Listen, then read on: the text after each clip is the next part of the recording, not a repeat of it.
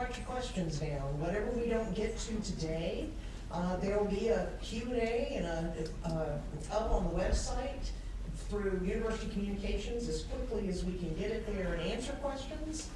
So please engage by answering questions such as, how do we best support our students in completing the semester? How do we best support our faculty in completing the semester?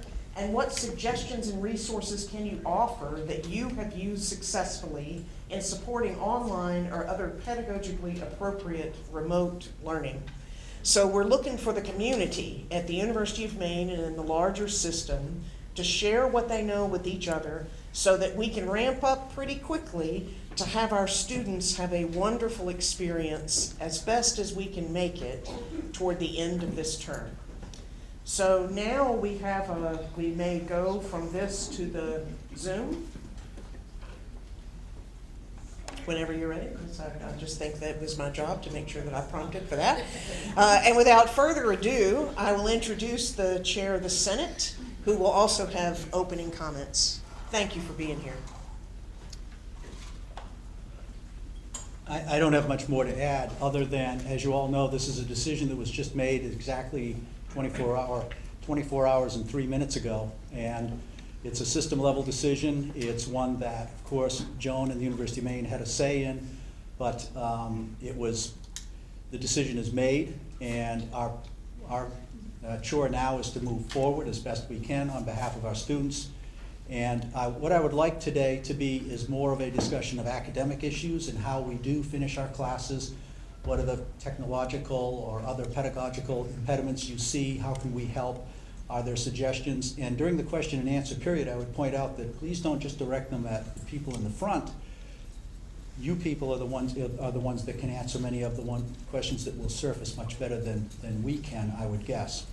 So also, there have been other issues that, just walking over here, there were a couple of issues that I was asked about that I don't have answers to. We will be getting answers. Maybe another one of these forums could be popping up to explain more later, but for now, first and foremost, it's our duty to make sure we can get the students through this semester. So at this point, Joan, I'm going to introduce the president, Joan Ferrini-Mundy. Thanks, David. Good afternoon, everybody. Good afternoon. We're having social distancing, but we are still going to be sociable. And I just want to say a little bit more about the context that we find ourselves in. Unprecedented public health crisis.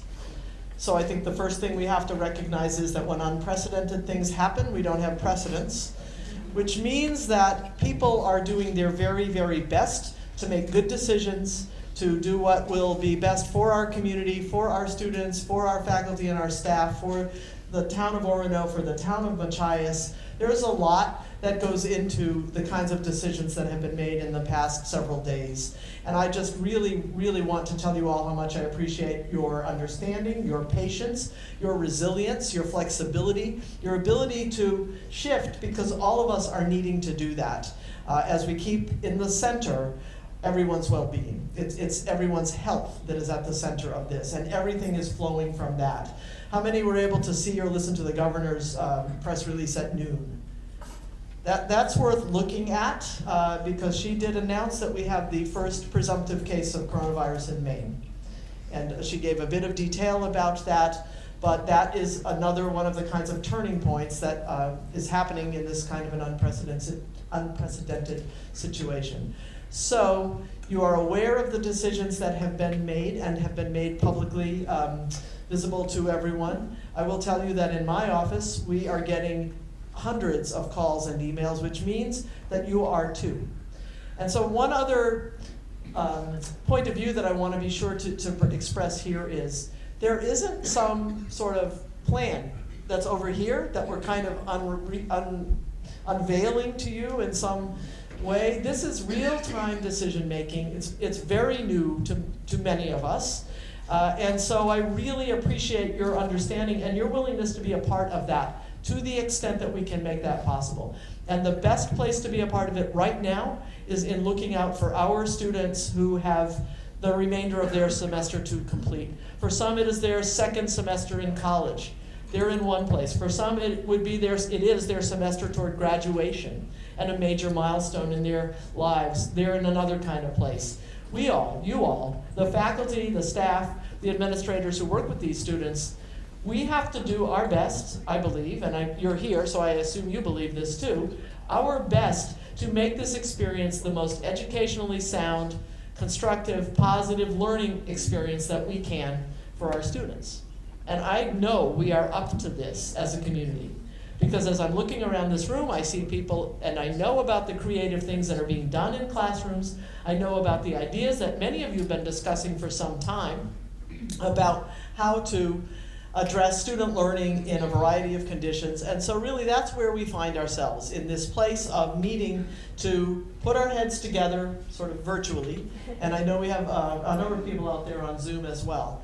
And really talk together about what are our options, what can we do to move forward, what ideas do we have, what can we try that we haven't been able to try. We're going to offer as much support as we can find.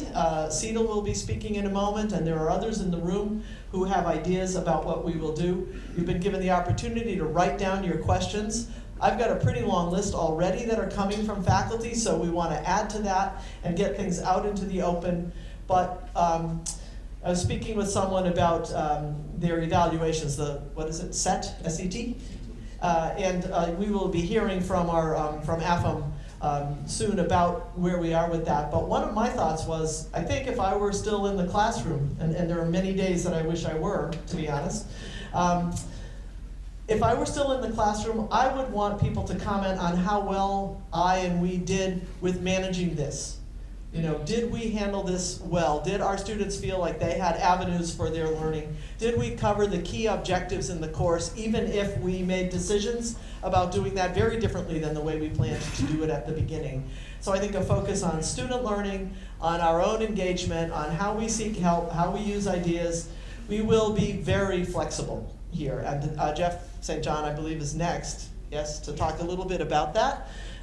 As you might imagine, and if you're reading the papers, you know, our professional associations, the federal government, our content area teaching organizations are all engaged in this. This is a national conversation about education at the undergraduate level and graduate level that we're in.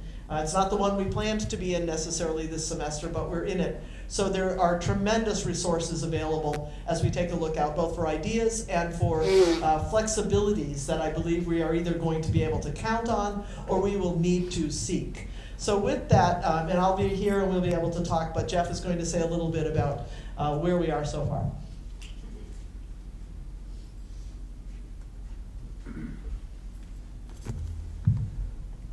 I appreciate the President emphasizing that there is no plan that we're just pulling out of a closet from somewhere.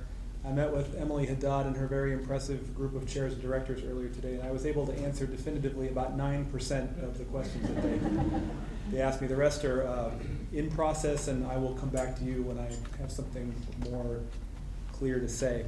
Just an overview of where we are, and I'll just start with the kinds of questions that have come in, and I'll talk a little bit about immediate resources for faculty, and then I'll talk to the point that the President ended with, the flexibility that we're seeking in collaboration with units on campus, and we will also be discussing with faculty leadership as well. The questions that have come in about the academic side of the house have generally come in 4 categories so far, if you're interested. Instruction is number 1. Far and away the most questions are about how do I move face-to-face instruction into virtual or remote instruction quickly and efficiently, and in particular, how do I do so in areas that don't lend themselves readily to that kind of movement. In particular there, lab-based activities, senior capstones that require a physical presence or a physical activity as part of the work, studio art, and other areas where we have embodied performative activity that doesn't translate easily to online delivery. Second area is student employment. Many folks on the academic side have asked about students who work in labs, students who work on campus, students who work off campus, and we have some guidance about that that's rapidly taking shape. The third area is student research activity, students who conduct research of their own in your labs, students who support your research in your labs, and students who are engaged in other kinds of research activity that is ongoing and necessary both to their academic development and to the work being done by all of you as faculty researchers. And then the last area is sort of a generic grouping of practica, internships, field work, domestic study away, people who are out there doing things as students that you are supervising, either daily on campus or remotely or in some combination. How are we dealing with those situations and those students? And these are all areas where we are pursuing clear answers and clear guidance as quickly as we can. Resources. I want to encourage all faculty to make contact with Peter Schilling, Karen Pelletreau, and Sheridan, whose last name I think is Kelly. There she's sitting. Did I get that right? In Center for Innovation in Teaching and Learning. CITL is available in person, by phone, by email, by Zoom, probably by 7 or 8 other technologies that Peter knows about that I don't. Please reach out to CITL. They are already have on their homepage posted current and upcoming trainings and resources for faculty who are looking to move pieces or all of face-to-face delivery into virtual formats. They can tell you an awful lot more about how to do that, and they've already been in contact, to my knowledge, with dozens of faculty at this point. So please reach out to CITL. I will also want to remind everyone that thanks to Peter and Monique LaRock in Lifelong Learning, we also have a resource page that's been developed. You can reach that resource page through the CITL site. You can also reach it inside. It's embedded inside the coronavirus advisory that's on the portal page and on home pages, individual home pages throughout the campus. Here's what we've done to date. We've compiled lists of questions that Provost asked the deans 2 days ago to begin developing questions from faculty, chairs, and directors in their units. They continue to come in. I had a chance to speak with Fred Cervello and his leadership group this morning. I had a chance to speak with Emily and her chairs earlier today as well. We're bringing all of the questions in, trying to categorize them, moving them to different experts around campus who can help us answer them. And we're also taking, as the president suggested and the provost suggested, all kinds of guidance from you about what's working. Provost will be up here in a minute to share with you, to introduce a couple of faculty who developed solutions already who are here today and can speak to those solutions for their courses. And then with respect to flexibility, I met with the student records staff earlier today. We are doing in some combination to some degree all of the following, and again in a couple of these areas it'll be in consultation with the provost, in others with the faculty leadership, and in some cases with both. But here's what we're doing in the midst of doing right now. We are looking hard at pass-fail options for students who are interested in potentially moving from a graded course to a pass-fail course midstream this semester, if feasible, and if we ultimately have the pending discussion with the faculty about that possibility. The guidance I got from one faculty member from one chair in CLAS was it would be helpful to have potentially a student-initiated pass-fail option so that students who are trying to work their way out of contract or probation would have a chance to keep grades that would help them improve where they are, and that students who are find it difficult to make the transition and have trouble in the latter part of the semester would have an option for a pass instead of a low grade coming out of their courses. This is a discussion that's happening right now on all the campuses in the system. We are also, with support from our registrar, Kim Page, and everyone on her staff, looking hard, and with the help of the associate deans and with chairs and directors, at waivers, exemptions, substitutions, essentially trying to increase the degree of flexibility beyond what we would normally offer for students to achieve successful outcomes in the spring semester and then progress to the next courses in their majors or the next courses in their general education program. This degree of flexibility has been supported broadly by our accreditor, NETCHI, and also by the U.S. Department of Education, who is recognizing the extraordinary circumstances that we see ourselves facing right now.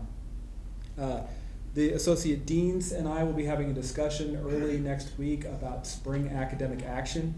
What is the best way to deal with student progression in relation to students who are currently on contract or probation or who might face that at the end of the semester? Should we maintain our normal process? Should we pursue a different means of evaluating students under the circumstances?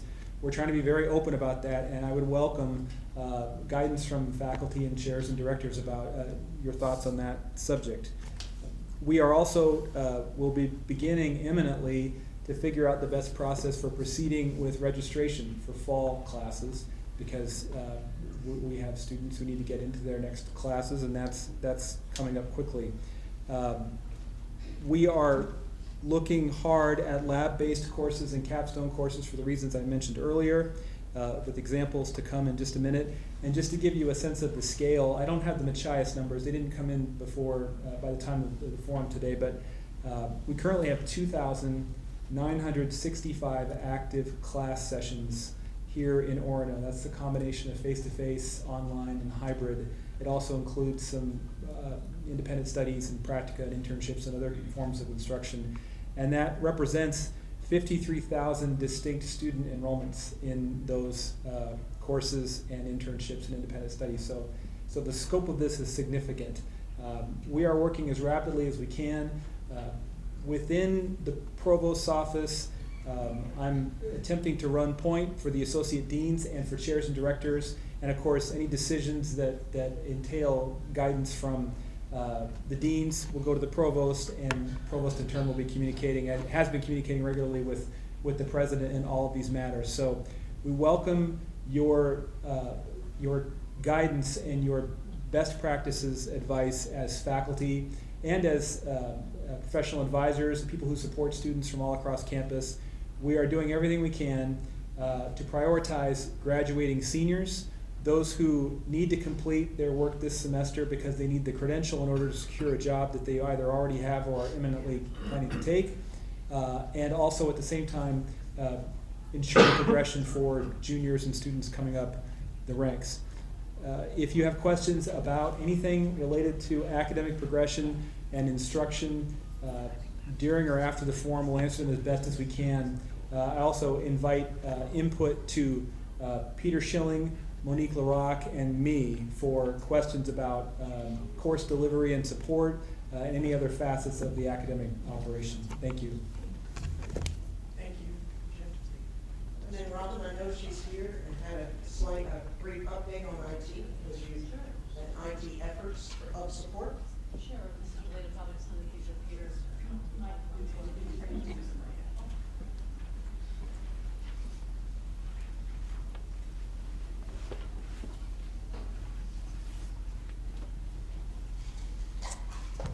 Okay, number of updates. First, in regards to Blackboard, there was thought yesterday that there was actually a Blackboard outage, and it was actually the result of a miscommunication regarding upcoming maintenance in Blackboard. So there wasn't a Blackboard outage, just an upcoming maintenance. So, in regards to Blackboard and Zoom, our license is just an enterprise license, no restrictions on bandwidth or capacity. We don't know what's going to happen once everybody's using those solutions, but as far as licensing and capacity is concerned, we're good to go there. Remote proctoring is a question that's come up as well. Currently, we don't have an enterprise-wide remote proctoring solution. There is a solution in place at Fort Kent that we're looking into possibly expanding that license or looking at other solutions as well. But again, expediting, at least for even on a short-term basis, provide to you a remote proctoring solution. So again, just exploring our options there, more details to come later about that. Virtual laboratories, so Jeff, you mentioned too, lots of questions about what about those classes that require laboratory type work.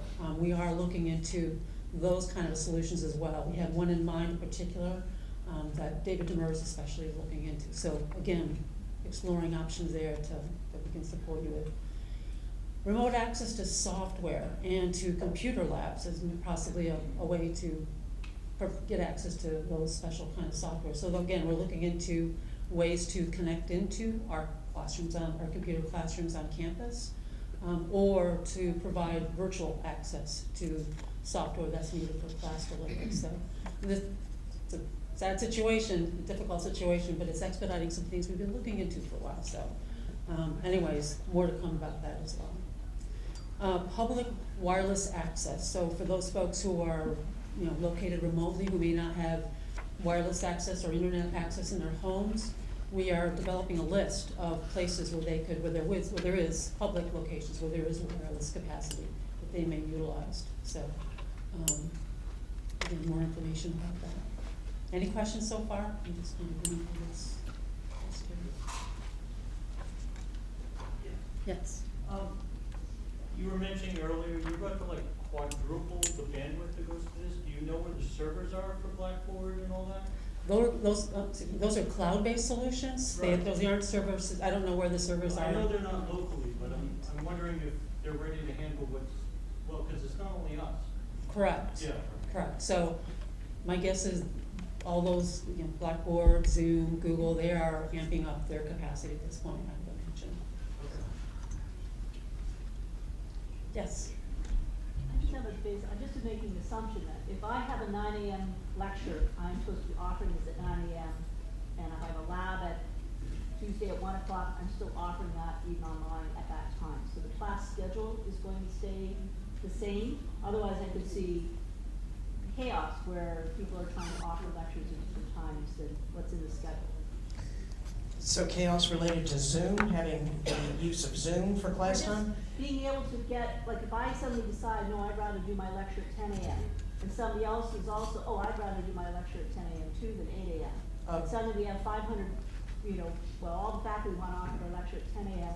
when normally their class was 8. So I just want, is the class schedule staying the same? Repeat the question, people on Zoom can't hear the question. So the question relates to keeping the schedule that you have if you're expecting students to be present with you in a Zoom environment when you offer the class. And yes, I think that's wise. So if you're scheduled to be 9 o'clock on Monday, Wednesday, Friday, that you need to keep that time frame. If all faculty begin varying it, I'm going to do my Zoom class at 11, then students may have conflicts. I mean, they still have to keep their schedule.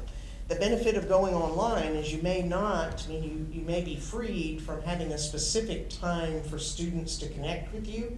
So there's the choices get higher, but yes, if what you're doing is with Zoom and you expect them to be there at the same time, unless I'm missing something, you would have to keep to the schedule that we have, or there would certainly be chaos for the students and conflicts with different classes. Does that make?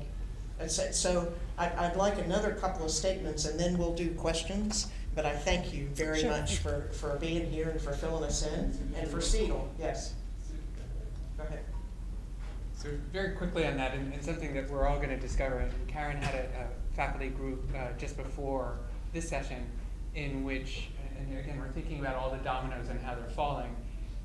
Students' work schedule, they design their work schedule around their class schedule. They're no longer able to work on campus, but they still need to work. So now they've left campus and have gotten jobs. Those jobs are no longer fitting their class schedule. And just so thinking how to keep all of these dominoes standing at the same time. Sorry. That's a wrinkle I hadn't thought of. And so the Julia McGuire has a possible solution for large lecture courses. Are you here? Could we hear from you, but you'll have to come up here. So, and then Bob Gunderson, please be prepared once she's done. But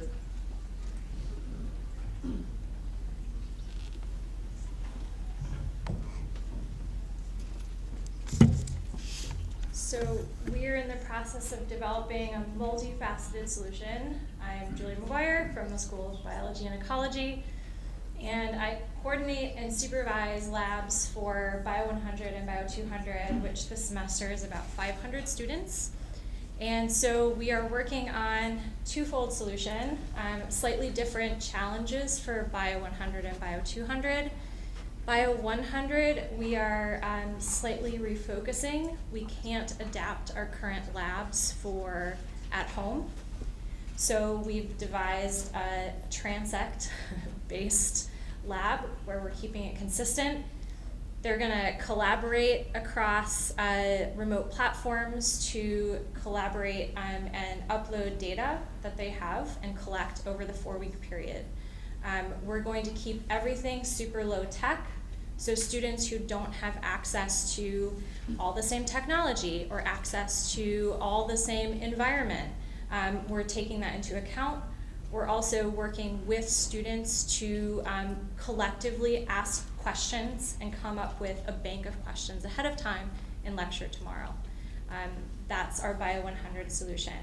Thankfully, Bio 200 is a bit more flexible. We are adapting our, again, backing up, going low tech, and taking our cardiopulmonary lab to where students will take heart rates or use the smartwatches that they already have.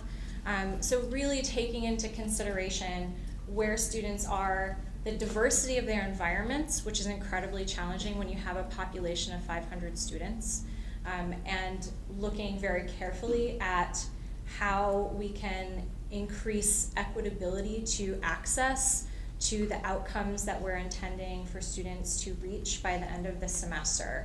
And so it's a collaborative approach across our team. It's a collaborative approach with students, and we've started to gather feedback from them today in their labs, very last minute, and it will continue tomorrow. So again, an unfolding approach that I hope this illuminates some of our process.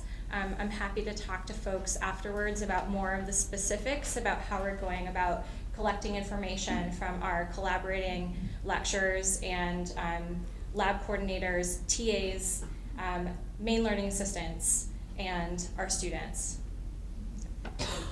Very much. Gunderson, you're there, thank you. And then, I'll never get this right, Saina, Farrell? Thank you, you're next. You're on deck. So I'm Bob Gunderson. I'm the chair of the Department of Molecular and Biomedical Sciences, and I would say half our curriculum is labs.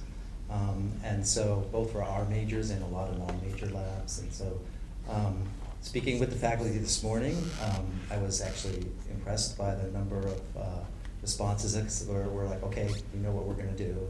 And they're already working on it. As I was leaving to come here, I had 2 of my faculty members reviewing online videos that they can use, looking for the appropriate things. So we're mostly going to use pretty much what I think Julie just said, that we're going to use existing techniques that are already online, what people have used currently, because there is a lot of things available. And you know, I've got a list here: videos, photographs, anything that's going to be appropriate to the material that they wanted to demonstrate in lab. So they will have a visual. They're going to miss the tactile part of labs, which is important, but microbiology and biochemistry are not usually things you can do at home at the level we would want it to be done. Though I think the infection itself is a great learning experience for the students.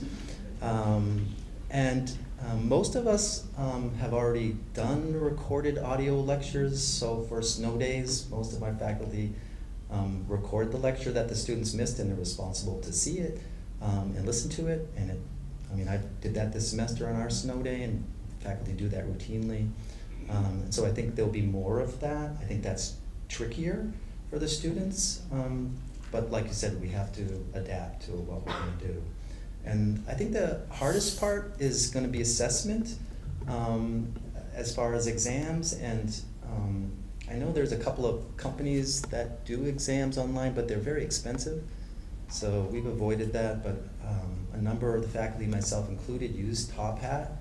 And Top Hat has a timing device that we can give them an exam. It would be at their, unproctored probably, but you can time it so, okay, they can look up some of the answers, but they're never gonna look up all of them, that type of thing. It's a little bit of, you do the best you can, and you make sure the students realize, you better still study, because you're not gonna answer these questions in an hour or 50 minutes without knowing the answers ahead of time. So And then much more homework. I think we don't give typically a lot of homework, but I think that will be one way we'll increase for the assessment part, is have more feedback from the students via the internet or however. And I think that's the biggest issue for us is students that might not have appropriate access, online access.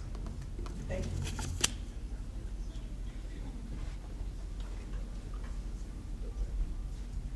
Wait, no, that's okay. Yeah, come on, Hello, so this is Saima Farooq, and I'm coming from the physics department. I teach a big lecture class which has 3 components: a lecture, a recitation, and a lab. And I'm also the lab coordinator for the course. So the biggest problem initially for the lecture for us was that the lectures are really interactive. We do the clicker questions, and if we ask everybody to be present at the same time through a Zoom, it seemed not possible that everybody could have the internet access at the same time. So creating the video lectures was the other option that anybody could access at any time when they have the internet access. But then how to do the, for example, clicker question, the least to say, right? So I've had really awesome faculty members. One of them I see there helping me with that. The CITL people really help. In Kaltura, you can make the videos. Kaltura is available through main portal. So you can download the app, you can record your videos, and then you can, in Kaltura, create video quizzes, meaning take your video. In the video, you can insert any clicker question at a given time, and you can adjust the settings so that video does not proceed until students have answered a question, a clicker question like multiple choice question. And that way, that is really awesome. Just learned yesterday or day before. Lost track of the time now. so many things that I learned very recently. So that those clicker questions could be associated with the grade center, so people get the participation credit that way. And there are more details if you like to talk to me. I'm sure there are more expert people, but if you like to talk to me about my experiences, I'm happy to talk afterwards.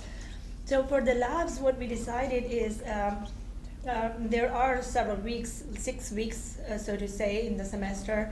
So we thought that maybe doing fewer labs online at the same time of the lab would be good. So every other week we're going to do a lab with many online resources, simulations available. So we're going to use those simulations, and people are going to get data from there. Through the Zoom sessions, TAs will be present to help the students. We're going to use Zoom breakout rooms where groups are working independently, and TA check in individual groups at different frequency as required. And again, we are learning this, so we'll see how it goes after the first week. For the recitation is the similar story, that we are thinking that we plan to have every other week our tutorial. We do physics tutorials, research-based tutorials.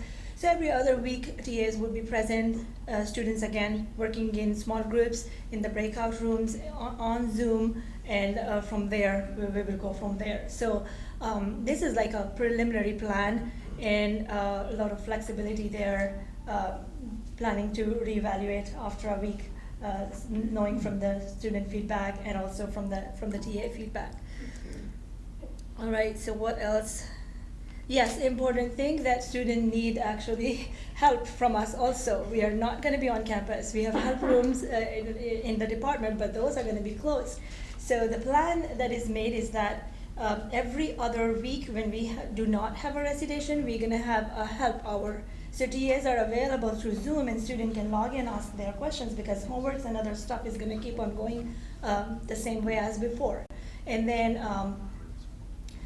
similarly for the labs, every other lab, so in between when we do not have a lab, that's a help hour. And we try to make sure that every week they either have a recitation help hour or a lab help hour where they can ask any questions regarding the course.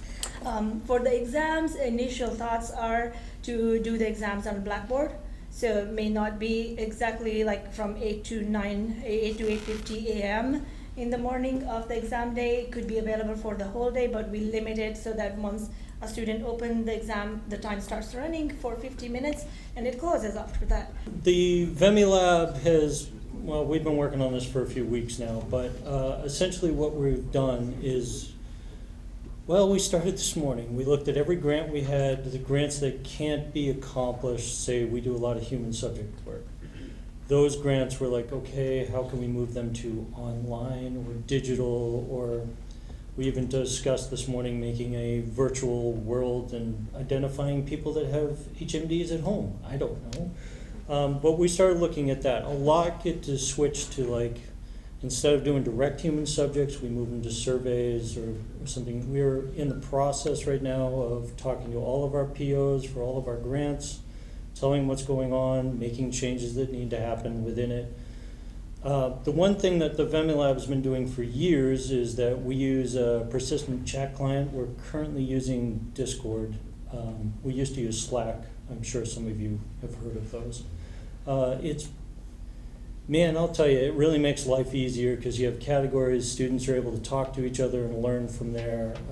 We've been doing that for a couple of years now, and it's worked out. But the students have been great. They keep talking to us about, hey, if I got to go home, I'm willing to do this.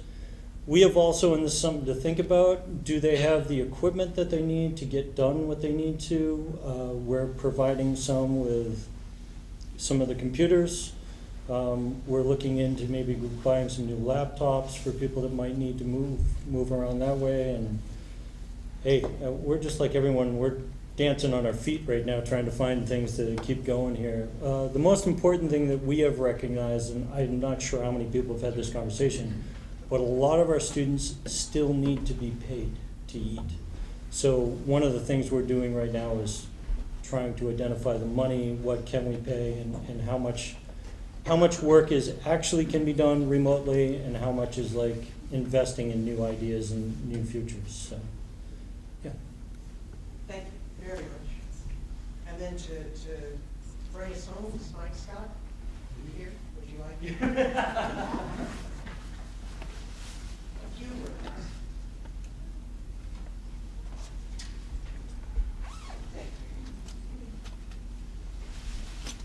I'm sorry you were surprised.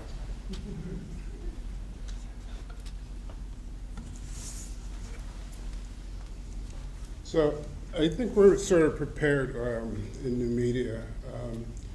We have a project driven class, collaborative class, where our students are building a project for the Bangor Discovery Museum. So it's very collaborative. But luckily we use Slack. And Slack allows the students to work in their own groups, communicate. So prior to this announcement, I sort of anticipated something happening, so I told the students that the collaboration is they're gonna have to be able to work together remotely using Slack to design and construct the project. So I anticipate that collaborative space, because that's a critical thing in our pedagogy, that the use of a Slack, or as Rick pointed out, other software, chat software, is really critical, right? And it's possible that you can use it via Blackboard, but this is much more flexible, and the students adapt to it extremely well. So I would encourage you, if you really have some sort of collaboration that you want to, utilize the rest of the semester, you may look at that as an option. I think Peter probably has some other types of things, but for us, I think having our students work together is a critical part of their learning experience. So, thank you. Thank you very much. Do you have questions that you have found? Lots of questions, Yes. so let me start. So, thank you, everybody. So, what we are seeing, of course, is that people are creative, people have some solutions, people are here, and I'm assuming that the folks who stood up and were willing to speak are also willing to provide some advice, right? You know who they all are. We'll make sure that you do, because we all are going to need to collaborate with each other to figure out how to do this. And I also think what we need to know is that people will do this in very different ways. So using Slack to do project work, that's kind of one thing. Rethinking whether you will require certain sorts of papers and final exam or final experiences, and how you might handle that in a rather low-tech sort of communication way, that's another approach. And I think what we're trying to say is we're open to everything. The questions came in, and I just did a sort of quick sort. I would say really 5 categories, and I'd like to try to take between 5 and 10 minutes on each category. I'll read a few of the questions, make a couple of comments, and then open it up to others who might wish to chime in. So the 5 categories are questions about student learning and the role of technology, and I wanted to start there. Second is about research and international students. We'll get to that. 3 is just about IT bandwidth and technological availability. So we've already addressed a bit of that. We may not be able to do more here on that.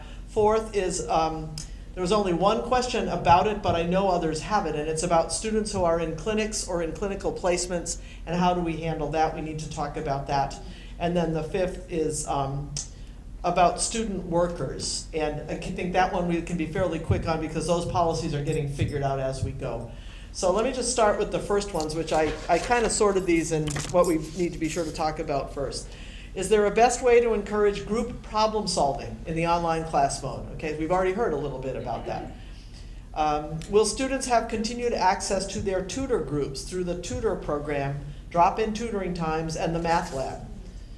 How do we help students who don't adapt well or learn well with online instruction? What a great question that is. And then some related questions about access. What if students have no internet service at home? Would they be allowed to remain on campus? We're looking to be fairly limiting in who's able to remain on campus. And so right now we're working on what the forms will be like, what students would need to do to request being able to stay. But there would be other solutions to this that we should think about. Unity College is working to provide loaner laptops to students who need them. What are our ideas here? And then again, what do we do about making more universal access to the internet, to data, phone devices, and so forth? So let's start with these that are about the group process, how do we engage students in problem-solving activities, and so forth, and then go to the what could we do about technology needs. We've already heard a couple of ideas. Other thoughts or elaborations on we want our students to be interacting with each other and having access to help. How do we do this? Stephen? Y'all get started? Y'all got a beginning answer? Okay.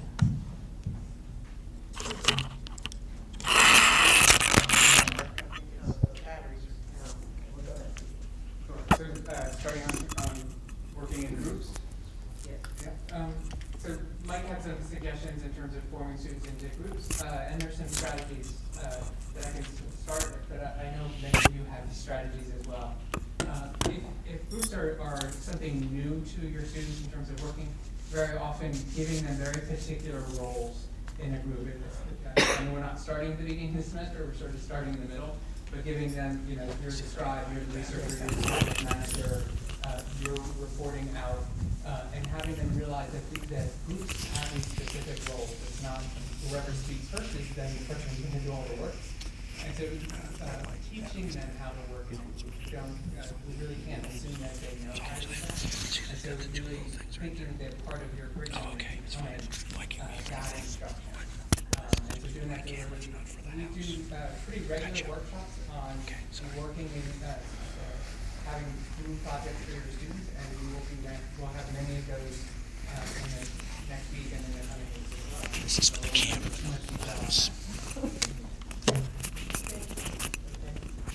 Is it okay if I use this, Ron? Okay.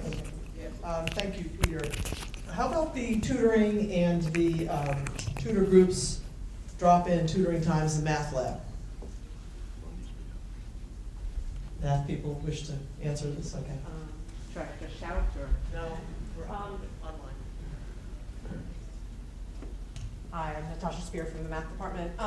We just came from a meeting talking about this. One of the things that we have to sort out is the availability of our TAs and learning assistants to help, because they're the people who currently do a lot of the staffing of the drop-in room. For those not familiar, we have a room in Neville Hall where students can come most hours of most days of the week to just stop in and get help. And we're going to try to figure out a way to have their specific hours that students could join a Zoom conversation with a graduate student or a learning assistant for particular courses. So it'll be a little bit more scheduled and controlled, but we hope we would be able to still offer a similar sort of service to what we do online, what we do in person at the moment. Fingers crossed. Natasha? Yep. So are your TAs TAs and MLAs gonna be here doing that or doing it remotely? Mostly remotely, I would think. This one's really thorny for me, I think. How do we help students who don't adapt well or learn well with online instruction? Ideas on that one? Because this is a change for many students, right?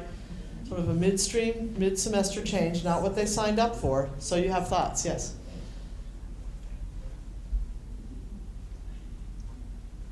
Thank you. One thing we can potentially do is give students an option to drop a course if they're really having a hard time, and an ability to take it again later at no cost. Okay, so that's a suggestion. There are lots of ideas being discussed around that, but I think we need to have, that will be the kind of thing we would want to have system-wide agreement on, because that will be students across all campuses. One of my students brought it up in class today, and because she doesn't have that problem, and she asked if we could look at her average before and after, and then make some sort of adjustment, or do okay, let's everybody go through the end, and then whichever one is better, go that way. Those sound to me like individual faculty member decisions, yes? So those kinds of things are great ideas, I think. Yes? We also have kind of a multi-pronged approach where we're going to get student feedback tomorrow in class to understand both their access and also their needs in terms of learning support. So we have kind of the connected model that we have as a framework where these students have online access and can learn well through that mode. Then we have an approach. We also have a tentative approach for providing these materials hard copy and a process for supporting them to turn them in at a later date and protocols. Right. So it depends again on the student feedback. I think I would say that as people come up with these kinds of solutions, and I'll look to Claire to get advice on what to say here, but I think it would be wise to document additional costs that you're incurring. Claire, do you want to speak to that? That's a part of what happens in these situations. So we've set up Need the mic, Claire, sorry.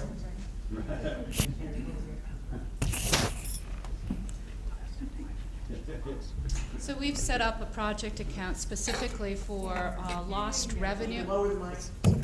We've set up a project account specifically to document lost revenue as well as additional costs related to what we're going through right now. So if your colleges, if your departments could be in touch with my office, we can transfer the expense to this project account. We need to have clear documentation. Should this become a FEMA reimbursable event, we will have to have that documentation. So absolutely, keep track of costs. If you need to get more materials, yes. Conferences which have been canceled, they Yep, can be paid for? yes, yep. I have identified someone in my office who will reach out to conferences and institutes, and you'll be, is this I'm talking about, because we weren't allowed to travel, we had to cancel going to a conference and cancel our airfare. Yeah, to be determined. Okay, so the individual is asking about reimbursable travel. The conference that they were going to attend was canceled, and there are issues related to being reimbursed. So we'll work on an individual basis on that. Did I answer the question? Yeah, we'll talk. Okay. Okay, one last comment from the last question. Hi, Sharon Klein from Economics. Thanks. I think the question about what to do with students that have trouble learning online kind of relates to a lot of the other issues that the students are facing, like having to find jobs and just the total upheaval of this. And so my approach with my class is just to try to make things as simple as possible for them. I think that asynchronous instruction delivery is really the way to go with that. If we just put chunks of course material online and allow them to kind of go through that course material at their own pace, have a quiz that they can take at their own pace, even if it's a Google form. At this point we don't have to be very high tech about this. I don't want to have to grade a bunch of stuff at the very end of the semester or anything like that, so I'm gonna offer extra credit to students if they do it early, you know, at a certain timeline. And so I think to the extent that we can, I liked Julia's suggestion of low-tech, you know, low-tech solutions where the learning to learn a new technology that you haven't already used in class are really important for all learners, and especially those that are struggling. And then having an online presence, you know, I think some people when they deliver online instruction feel like they can just put it up there and like walk away, but checking in with the students via email or via, you know, like a Zoom office hour type thing and making yourself accessible to people would also be really important. Thank you. Another thought up here. You want to just come up here? It's quicker. Sorry. It's more of a comment and a question. John Massetta, LAS Advising Center. If there are plans for students that need student accessibility service accommodations, and just thinking about the type of support that might be for them, and it's just connecting with all these conversations right now that I'm nervous for the population. Okay. So I'll probably turn that question right around and ask for advice to come from, there isn't a plan that I know of in place fully, although Peter should speak to this, but it's an absolute concern that we need to be thinking about. So we're getting notes on these questions, and in some cases we will need to come up with something else. But if people have ideas, Peter, do you want to speak to that one?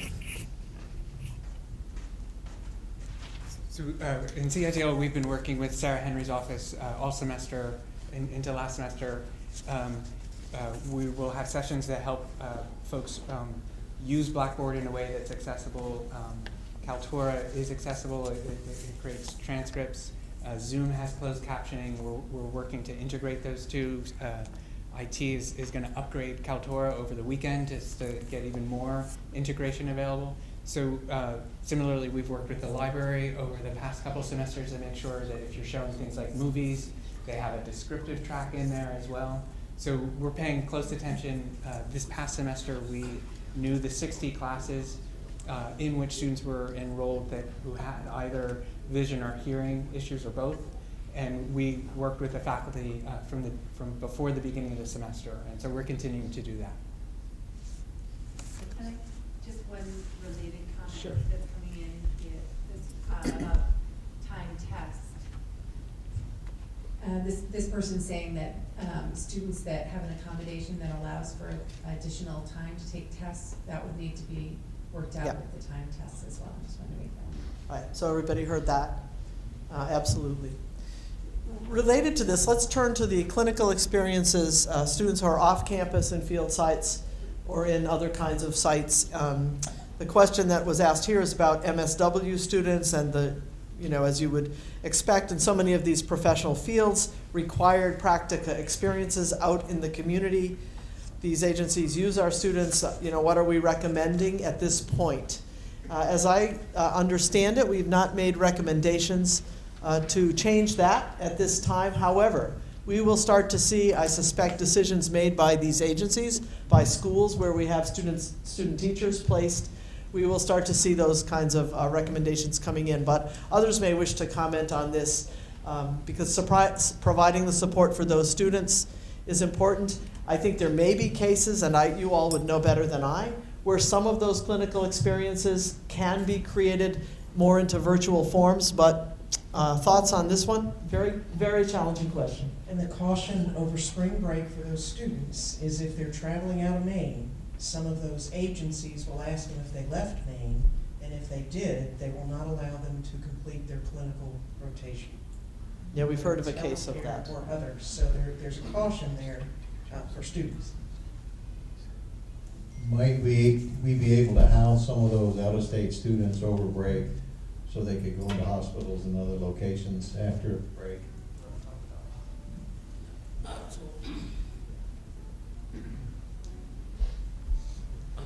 So housing is available over break for anybody who requests it up until the 22nd. So that would manage that question, George. Another question I had before I sit down is there are TAs working in the Psychological Services Center, which is part of the Department of Psychology. And would those people be required to work over the break? That is, there would be many graduate students, TAs, RAs working. but you need to talk to your supervisor about whether clinical services continue. And another question I had, this is a little mental status exam because I lost my card already, but if somebody has some severe medical complex problems, would they be allowed to stay? There's a way to request staying beyond the break, and those questions could be taken up. We don't know what the situation is that the person asked about, but they would be reviewed. And I'll just add, while we're getting a mic to other, there are more questions on here. Add to that the overall goal is containment of spread of this disease, which means that in general, we heard the governor talk about large events. We are talking about about social distancing and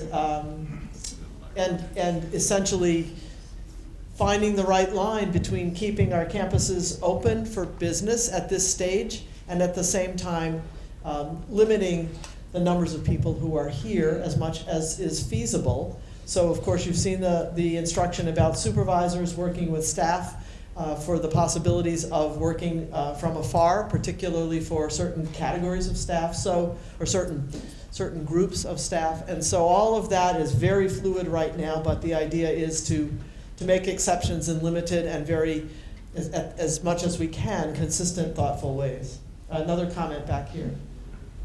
Yeah, I'm Nancy Hall. I'm the chair of the Communication Sciences and Disorders Department, and we have an on-campus Conley Speech Language Hearing Center in which the public comes for services on a regular basis. Mm-hmm. And we have over 100 appointments in our speech clinic alone, and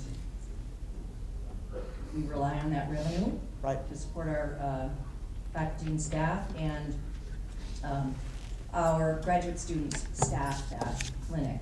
So we are going to definitely need some support with respect to this because it's and my recommendation there is for these kinds of cases, those are discussions that should be ongoing with deans or directors, and then they'll come, I think, case by case to my office eventually for us to discuss what is the prudent and most sensible way to go forward, ideally with your own recommendations as a part of it. Yeah, we will need to have direct communication to our clients. So Understood. they are So we're trying to Yes. move everything as quickly as we possibly can and trying to triage a bit. Yeah, triage. Okay, thank you. One last question on this category, and we'll shift to the next one before we start to run out of time. And that is a question about students who do not have access to broadband or do not have access to the technologies that they will need in order to complete their courses remotely. I don't have an ideal, obvious solution completed in my head. I think one way to find out more about this will be for faculty to be talking to students in their classes and to get some honest sense of where this is going to be a problem. One solution that I have heard, and I don't know how feasible this will be, is to provide students loaner hotspot devices so that they may be able to have access. I know that libraries at this point, and we can speak with Joyce about this, libraries are intending to stay open, I believe, statewide thus far. So that does present another kind of option. At the same time, I think we're not looking to recommend that students necessarily go to crowded places, and libraries may become quite busy. So this is not one with an obvious or easy solution. Other ideas in the group here? Yes, Grant. McDonald's, Starbucks, etc., and seriously, we've used them traveling, and you can, in many instances, sit outside, so you don't have to go into the crowd. All right, so finding a commercial establishment that has a Wi-Fi that's decent really is a usable. It's not ideal, but nothing is ideal right now. No. No, I think all of these are ideas. I think also in talking with your students or in encouraging your students to speak to you individually if this is something they'd rather not talk about very publicly, I think you should be using good common sense and flexibility. Certain students may need certain kinds of arrangements that you don't offer to everyone.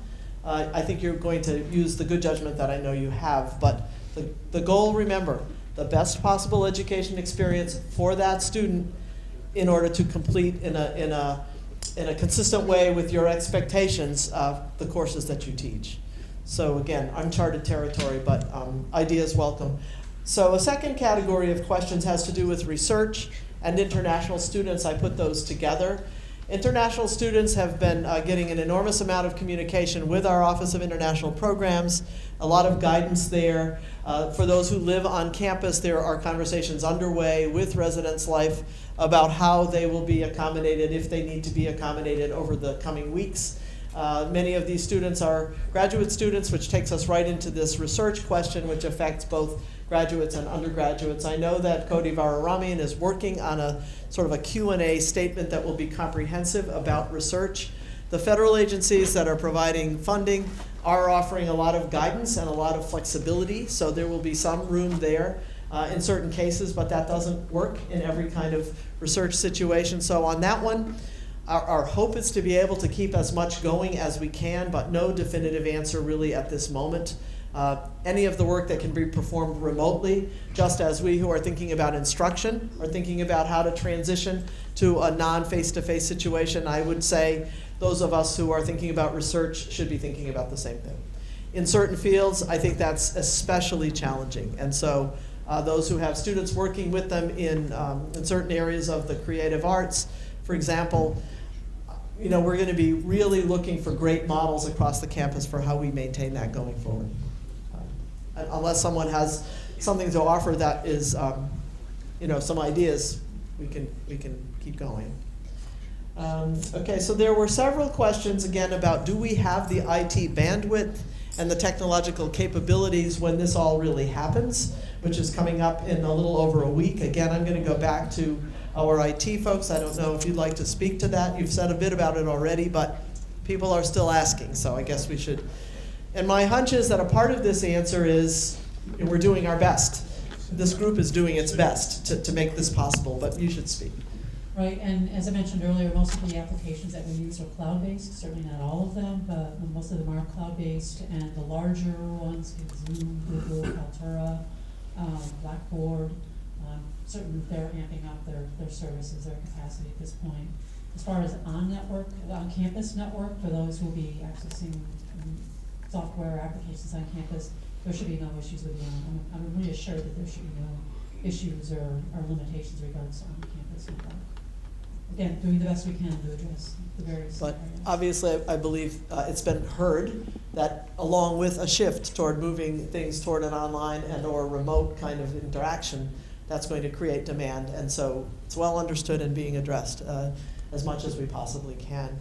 A couple of questions in the same category about the IT student workers in Scheibels Hall who are helping people with Zoom. May or may not be employed is the question, will they be employed? And then related to this, another fiscal question at some level, paying for online exam proctoring. As we said, you need to be working with your chairs and your deans to think about additional expenses that may be necessary here. And again, you've heard Claire explain that we are open to those considerations. Remember the overall goal, offer our students the best possible educational experience we can figure out how to offer them under these conditions. That may mean changing the ways that we think about assessing student proficiency. And so that becomes another challenging piece, but we are certainly open to hearing requests and ideas about how to do the kinds of assessments that you feel are necessary to understand your students' proficiencies and what they've learned in this semester. As for the help and support in working with these tools, that's a piece of the student employment question that is really very much under discussion right now, how we're going to sort that out. As much of it as can be done remotely. We heard that the mathematics tutors will be working remotely. There may be ways that this will be handled remotely too. I don't know, Peter, if you have more to add on that, or anybody else who's associated with the kinds of supports that we're talking about. Yeah. We rely on students very heavily, as I know many offices on campus do, and we will, one way or another, continue to employ them and provide the same service. If I may, I'll just also give a real quick sort of, this has been kind of down meeting, so I'll offer a different sort of perspective. One of Sheridan's instructional designers, right before she and I were coming over here, met with a faculty who was teaching a business course. Simultaneously, he taught one section online and one face-to-face. His first time teaching online, he was a little hesitant. He took some sort of drawing out to do it. And what he started noticing already this semester is the students in his online course are performing at approximately 15% higher ratio than the students in his face-to-face class. He has no idea why this is happening. We do. This is, of course, a design class that's very deliberately moved online and is developed for this environment. But there are strategies and there are ways of doing this well, and we have evidence of this on this campus right now. And so not to lose sight of that. Right. Well, I've been more optimistic during this meeting, I guess, than Peter. I think we are hearing, but I have a different job. So we are hearing, what I'm hearing is caring, concern, people really engaging with the challenge that's in front of them right now and looking for the best ways to serve our students. And lots of great ideas. And people who aren't quite sure what to do are willingly asking questions and trying to figure it out. So we will get through this in some way that we can't anticipate right now, but I still remain optimistic. A couple more questions, and my categorization scheme has just kind of fallen apart, so hope you're okay with that. Students studying abroad who have to leave their studies early, they may not receive appropriate completion or credit for their studies. Anybody, Jeff, do you want to, or Faye, take that? They're working with them. I think we're bringing all students home at this point. And for those who do not have an online option in the country they were in, so those that were in Italy or South Korea, if their program is not providing an online option for them to complete it, we'll be looking for people to do independent studies to make sure they're not harmed or that their progress to graduation is slowed in any way. But I know that's an ongoing. Do you have updated information, or that's about what we know? But I know we've had several in Germany, in France, and a few other countries that are now on their way home and that the university is taking an active role in assisting them in getting here. Right, and it may mean that we will be turning to some of you once they're back, or virtually back, in this matter of completing whatever they were doing. I think we just don't know that all yet fully. There are a bunch of questions about can students still come in for individual meetings? Can students conduct individual research projects in a university building? What are the policies? Are faculty members permitted to meet with individual students on campus, honors thesis advisees, rehearsals, etc., not for classes? Great questions. Those, we've not seen as many of those until now, actually, so these are helpful to have. And then what about students who are doing research and for whom it's essential to stay on campus if they don't live off campus? So a suite of questions around things that I would call not directly always course related, but very academically related. You know, I think common sense needs to be prevailing here. Again, a reminder, I know I don't really need to say it, but if students are not feeling well, the guidance here is encourage them to stay at home or in their dorm or wherever they are. We are not encouraging people in any way to be on campus who have any kind of health issues or symptoms that would cause them to wish they could stay at home. So this is very much a put students first at a time that we also are trying to struggle with how we handle this campus-wide. So meetings? If you're listening to them on the sidewalk today, they're all getting $45 tickets to go to Florida, and to go to cross country, and to go to New York, because it's $45 right now. And so part of the challenge of having them come see you is for 2 weeks, they won't know if they were exposed. And so they won't intend to then expose you in turn, but that's the upshot of them traveling. And you don't want to, I looked at 3 of them just so excited. They were all going to Florida and going to have a good time, and I wanted to say, don't do that. Just don't do that. Provost wants to tell you, don't do that. But I didn't, I just walked on. But it is, point well taken of just the common sense of they're young. It probably won't affect them that badly. It'll be a bad cold, a little worse than that, and then on they'll go. They're not thinking in terms of the possibility of what may occur in terms of the spread of the disease, such that we have to. So labs and 6 feet distance and all of those things are very real concerns. So maybe they could come to your office as long as they stand outside the door and yell. You know, I think, again, we're going to need to work our way through this. There is no directive yet that the campus is somehow hunkering down and shutting its boundaries. But this situation is changing by the hour, and so we can't know what might be true tomorrow. And so I'm hesitant to say anything terribly firm today. That said, people will need to use good judgment here and be supportive of students. There has been no prohibition yet on having students come into our offices and talk to us. I think that needs to be said. Students are uneasy too. So maybe not the same ones who are going to Florida, but others that I've chatted with and have spoken with, they're nervous, their parents are nervous, they are asking lots of questions. They want to know that we're trying to do the best we can for them in a situation where nobody knows exactly what's best to do. I don't know if Robert might want to chime in a little bit on that point, because it's related to the can they come to our office or not. You know, I think a sort of, no, you can't, you need to call me. We should be thinking about how that's perceived as well. Students do need a lot of support, and guidance, and encouragement. They do want to be attended to.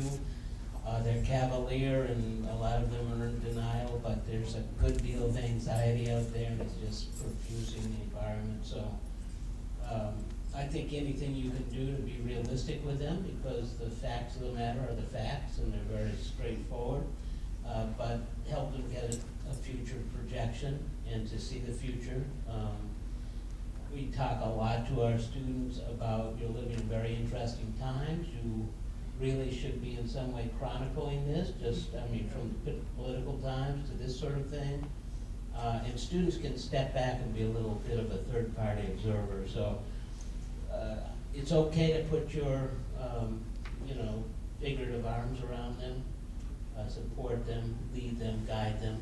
Our panic, our anxiety will infuse itself into them. They don't need more of it. Thanks. I was going to put Chris Richards on the spot a bit to talk to us about how we're thinking about Accepted Students Day and also student tours. We are in the middle of recruitment season. Thank you, Chris. So, as I'm sure you all know, we will not be hosting our large Accepted Student Day programs, and we are working through a series of creating a variety of virtual tours. We'll be contacting and touching base with our various academic departments in creating sessions. The idea of potentially inviting admitted students who have not yet decided to a live Zoom presentation that maybe would have been done on an Accepted Student Day at a particular time or date is what we're looking to do. Possibly the opportunity to do this on even a smaller scale, a few more times than just the twice we may typically do it.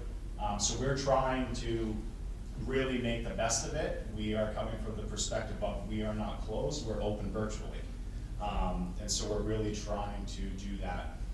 Currently, we are not closed, so we have shifted our general campus tour programming. We are capping our tours at much smaller numbers.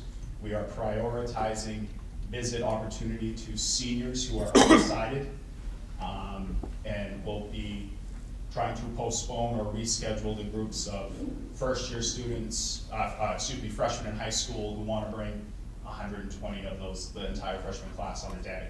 We're going to focus on groups of no more than 20. We will not be going to any residence halls in our tours, and that is the plan as of right now. With the program tomorrow, enrollment management will be staffing at the Collins Center for the Arts and the Heritage House in case some people still show up. We did have upwards of 1,200 people pre-registered for that event. And I know of at least 4 who said, I don't care, I'm coming. So we are going to bring them to campus and welcome them, and we will provide them a tour, and it will certainly be a much more abbreviated type thing. But we're going to make the best of the situation and see how that goes. So that's for Chris. Yeah. For those of us that individual families reach out to us, say from Massachusetts, and say, I want to come up and see your program.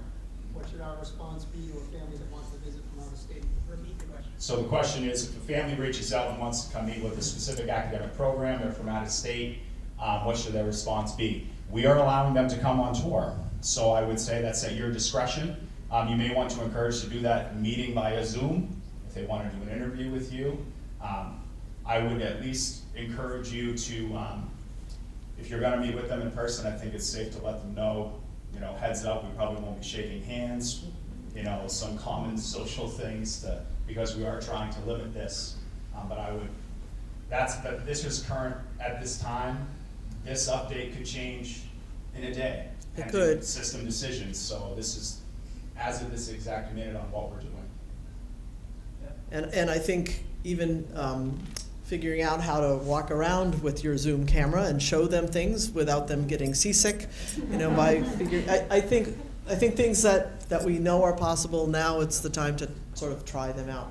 By the way, stay tuned for a number of announcements around athletics and around performing arts events. We're trying to get all of our announcements coordinated, but those will go in directions that won't surprise you, let me just say it that way. And that's being pulled together now. Other questions? We have about 12 more minutes. Yes, Rick? Graduation, the seniors are asking if they need to say goodbye to their friends. Mm-hmm. So Robert has a good answer on this. The short answer, and then we'll hear Robert's people-oriented answer, is going to be that decision is not yet made. But Robert should speak to that one too. The president of the Senate over here said, now we'll hear from Robert his boring answer, but it's a little longer. So the good news is tomorrow many of the seniors are having an impromptu graduation on the front of the library. We'll be celebrating them and encouraging them, and we're working to get their name up here on the big board out here. And they're excited, enthusiastic, they're hopeful. They're very pragmatic, they're very resilient, so there's a lot of positive energy. They're really excited about tomorrow, and they're making the best out of a bad thing. What time is that, Robert? 1:30.